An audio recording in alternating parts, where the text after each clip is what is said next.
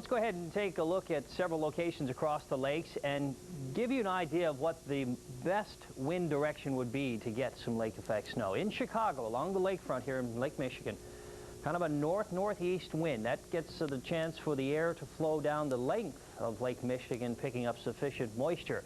If you're in Cleveland, along Lake Erie, notice a northerly wind coming across the western half of Lake Erie, picking up the moisture. And farther east, a west-southwest wind definitely. In Buffalo, a west-southwest wind is able to travel a good distance across Lake Erie, picking up substantial moisture.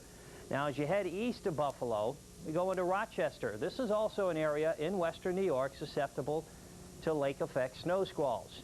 These squalls can be very heavy. Snow can fall at the rate of 2 to 4 inches per hour. We've had reports at times of thunder and lightning accompanying some of the snow squalls. Rochester, just one location which has seen that phenomena in the wintertime. As far as the lake effect snow, we've been talking about the cold winds coming out of Canada, and you can see these illustrated here. The winds sweep out of Canada. Cold air sets up with the lake streamers, or the lines of clouds, producing the localized lake effect snows. South Bend, Indiana, and Cleveland, Ohio, two locations getting in on lake effect snow. Into South Bend we go, and this is usually the situation you have to deal with. Around the northeast part of Ohio, you get the heavier snows, lake effect snows kicking in, all kinds of disruptions out at the airports as the snow continues to come down very hard. As we go west now to South Bend, look how much snow here on the ground. The folks shoveling out almost up to the knees, and this is quite typical. Some of these lake effect snow events can last on the order of 2 to 3 days. Again, the process is lake effect, where it's enhanced by the precipitation that falls as the cold air rushes over the relatively warmer lake waters. I say relatively warmer. When a situation like we're having recently with the cold air coming out of Canada in the single digits and teens, it passes over, I don't want to jump into it, cold water where it's in the temperatures in the 30s and 40s, but compared to the outside air, yes, it is relatively warmer, and again, that process is enhanced. Now, one part of the country that really seems to get this enhancement of precipitation is in and around the Great Lakes.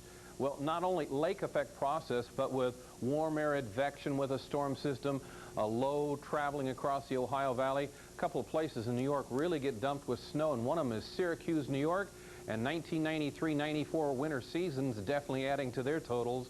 Look at this winter so far. This would take you out of December into January. They've seen almost 100 inches, 94.3.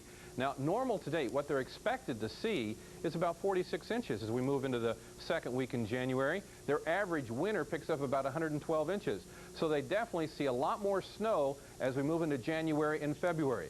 Let's take you back to last week, where they had a combination of a 1-2 punch, and look how it can really add up the snow totals. As the snow was falling, cleaning off cars or shoveling off the steps were a lot like walking on a treadmill. The more you scraped, the more you had to scrape. The snowfall was so intense that between the hours of noon and 2 p.m., 10 inches fell. That's 5 inches per hour for 2 hours. Even in a town which gets crushed by snow almost every winter, traffic was snarled. And as more snow fell to the ground, flights into Hancock International Airport were grounded. The airport was closed for 9 hours after a Northwest DC-9 coming in from Detroit slid off the runway. And we hit the runway, we skidded a little bit. I could see snow flying up over the window, and then all of a sudden we kind of stopped dead, and it was obvious that we'd hit some kind of snow bank. Passengers had to wait on the jet until a snowplow cleared the way for buses. After the storm went through, Syracuse began picking up lake effect snow, and it's continuing to pile up. I'm Mike Seidel, the Weather Channel. Thank you, Mike. Again, our lake effect process continues to see some areas, especially around the Great Lakes, really pile up with the snows, as in the case of their mean annual snowfall coming off Lake Superior for areas of the UP of Michigan and western New York. Some areas see over 100 inches. Want to know more about lake effect snow? Turn to our Weather Channel classroom.